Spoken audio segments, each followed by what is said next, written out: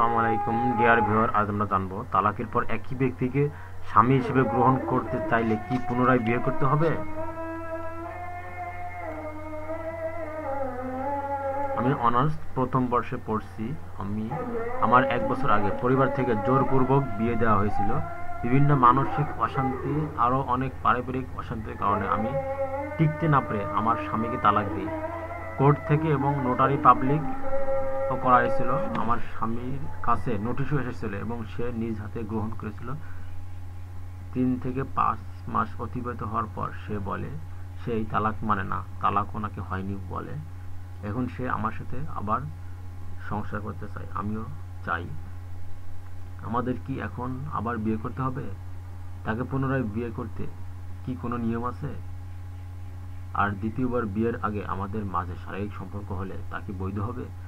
দয়া করে সবগুলোর উত্তর দিলে খুব খুশি হব। উত্তর: আমাদের দেশের আইন যাই বলুক না কেন, ইসলামী শরিয়ত মতে 3 তালাক হয়ে গেলে হেলাস বিয়ে ছাড়া পুনরায় আগের সংসার শুরু করা যায় না। পবিত্র কোরআন শরীফে এ বিষয়ে নির্দেশনা দেওয়া আছে। আপু, এই জন্যই বলা হয় যে 7-5 ভেবে সিদ্ধান্ত নিতে। এত তাড়াতাড়ি ডিভোর্স দেওয়ার কি দরকার ছিল? একটু সময় নিতেন। এখন দেখেন, আপনারা বুঝতে পারছেন আপনারা একে অপরকে সত্যি সত্যি ভালোবাসেন।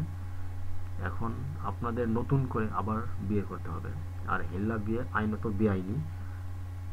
আর নতুন করে বিয়ে করার আগে শারীরিক সম্পর্কে না জড়ানোই উচিত, কারণ ডিভোর্স দেওয়ার কারণে এখন আর আপনারা আইনত স্বামী স্ত্রী নন। আর এত তাড়ার কি আছে? আস্তে সুস্তে দ্বিতীয়বার বিয়েটা করে ফেলুন। ডিভোর্স বা বিয়ে কোনোটাই তাড়াহুড়ো করে বা হঠাৎ সিদ্ধান্ত নিয়ে করতে নেই। সময় নিয়ে, প্রস্তুতি নিয়ে, চিন্তা ভাবনা করে বিয়েটা করুন।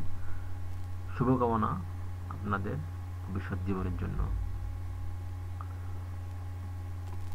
আপনার প্রশ্নের জন্য ধন্যবাদ।